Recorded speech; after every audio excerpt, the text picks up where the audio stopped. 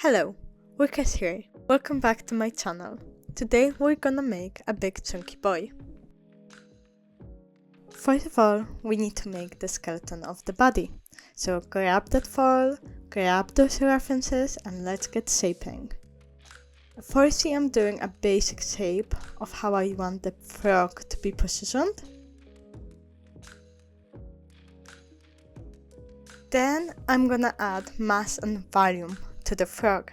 I'm using lots of foil to make the booty pop, to make the belly big. And I'm only adding a little bit to the head. To secure the extra foil, I wrap the frog in a foil like a sandwich.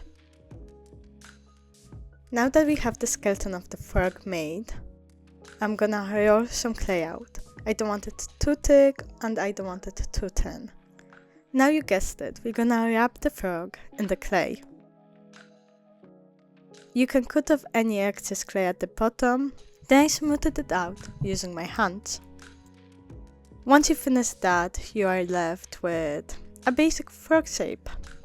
With a ball of Polymer Clay, I placed it at the bottom of the head and I smoothed it into the body to make the mouth.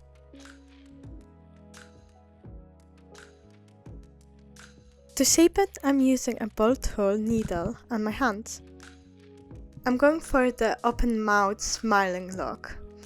We're going to make the tongue at the very end, just so it doesn't fall out when we are making the body and everything else in between. Please ignore the ridges on the frog right now, I ended up covering them up. I put pin eyes on the side of the head where I wanted them to be. Please make sure to place them more on the side and not the front of the head for a more realistic look. I rolled out Polymer Clay into a block and then I wrapped it around the eye. I cut off any excess and I blended the two bits together. I grabbed the needle tool and I blended the eye into the body. I also used my eyes just to smooth it out a little bit more. If too much clay goes onto the pin eye, you can use the sharp point of the needle and go around it. I added some excess clay between the head and the body as there was too much of a gap. Frogs and toads have a more leveled head with the body. I'm smoothing the frog with my fingers and my hands, but don't worry if it's not completely smooth. You can grab some alcohol and some cotton pads later and we can smooth the frog out. And we are gonna be adding some warts and bumps, so if it's not completely smooth, it's fine. I also used the needle tool to blend it into the body. At this point I decided that the frog is not wide enough and not chubby enough, so I'm just gonna add excess clay to the back and to the sides of the frog. Once I was happy with how chunky the toad is, I grabbed my needle tool and I cut out a V shape into the neck. And then I blended it in, just to form some neck muscles. I don't know guys, I'm making everything as I go along. I then squeezed the booty inwards to make it pointy. Once you're happy with the booty shape, we are gonna go make the legs. Please make one long, even log. Do not do what I did. I put some curves into it. I don't know why. I had to butcher the leg up to make it even throughout. Just save yourself the trouble. What I did is bend the leg forward up to the knee, bend it backward up to the ankle, and then bend it forward up to the feet. And yeah, please just don't do what I did with the curvy leg bit. I don't know what I was thinking.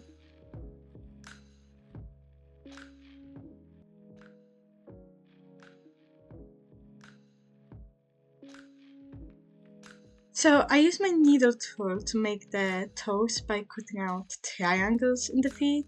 I think a sharp tool would have been better for that, like a little knife.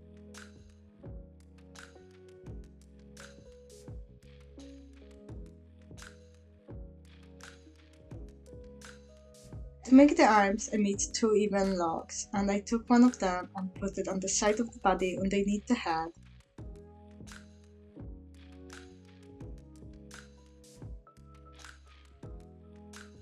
Once I was happy with the shape, I took a little knife and I cut out 2 triangles from the hands to make 3 little fingers. Now that the body is done, it's time to make little bumps. I started by making different sizes of little circles and then I rolled them up into little bumps. Once you have a lot of little balls made, it's time to put them on the body. Some of the balls I made were still a little bit too big, so I just cut them in half and made them into balls again. I want my bag to be quite symmetrical, so I'm just placing them the best I can. To help me place them a little better, I make a little faint line in the middle of the frog. To blend in the big bumps, I use my needle tool, as there's plenty of space to work with it.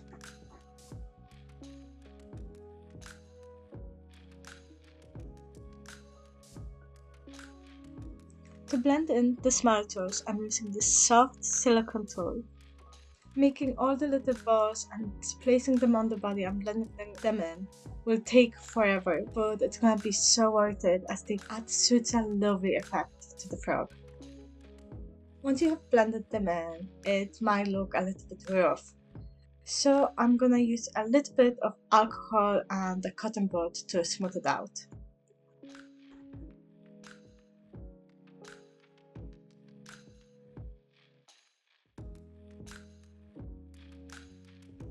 Unfortunately, the frog isn't finished yet. The whole process is kind of just very slow and tedious, but it's worth it, I promise. I'm using a small bowl tool just to add texture to the frog. I'm adding texture everywhere except the bumps. I'm kind of doing the texture on the outside of the bumps and then I'm blending it in with my fingers because I want the bumps to be smooth. Now we're gonna make the tongue. I swear that's the last thing we are gonna make. I rolled out the ball and I just shaped it into a tongue shape before I blended it into the mouth. I thought the tongue was a bit too small, so I took my knife tool and I cut off the edges on both sides just to make a little bit of a ridge in the middle. You can totally do this before you attach it so it doesn't fall out like it did for me.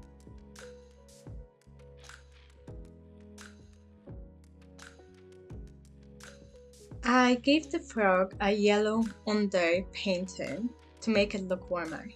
I'm not sure if that helped to make it look warmer, but I would still paint it yellow first because I painted the frog's underbelly and legs white. I wish instead of brushing the paint on thickly, I had wiped off the excess paint and dry brushed white on top just to leave this lovely yellow in those indents. Later on, I will try to fix that mistake by adding a yellow wash.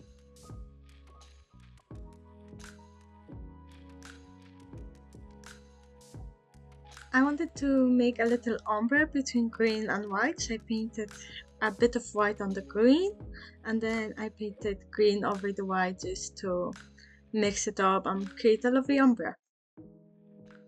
I painted the mouth and the tongue dark purplish color. Now that the main color is done, I'm gonna dry brush on lighter colors. I do this by dipping my paintbrush in paint and then wiping off any excess. What paintbrushing does, it allows the details to pop and show off all that lovely work we did on frog. It's gonna pop. And I'm gonna do a few layers of it. I go from dark to light, so after I finish with this light green, I'm gonna mix in some white or maybe some yellow and I'm gonna make an even lighter green and add it. I usually aim to do between 3 and 5 layers. The more layers you add, the nicer it looks and the more the details pop, but I would at least do 3 layers of this. To make a wash, add color to water and really dilute it, and then just brush it on. To be completely honest, I'm not sure what I did there. I painted it white instead of dry brushing it. I then added a wash, then I tried to dry brush white on it, and I think I tried to dry brush really light yellow on it. I still think it came out lovely, but if I was doing the frog a second time, I don't know if I would add the off-white underbelly and legs. I might just have painted it all green if I'm honest. But tell me, what do you think? To paint the tongue, I used the same methods as I did on the body. Black on the inside transitions into purple the closer it gets to the edge of the mouth.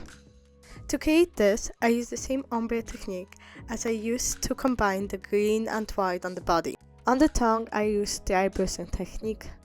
For the eye, I used a pointy needle tool to scrape off any excess paint off of it to create a lidded eye. You can totally scrape off all the paint from the eye to have a wide-eyed frog.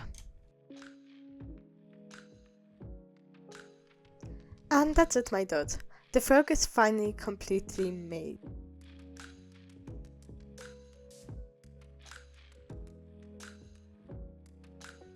Now it's time for the cinematic shot.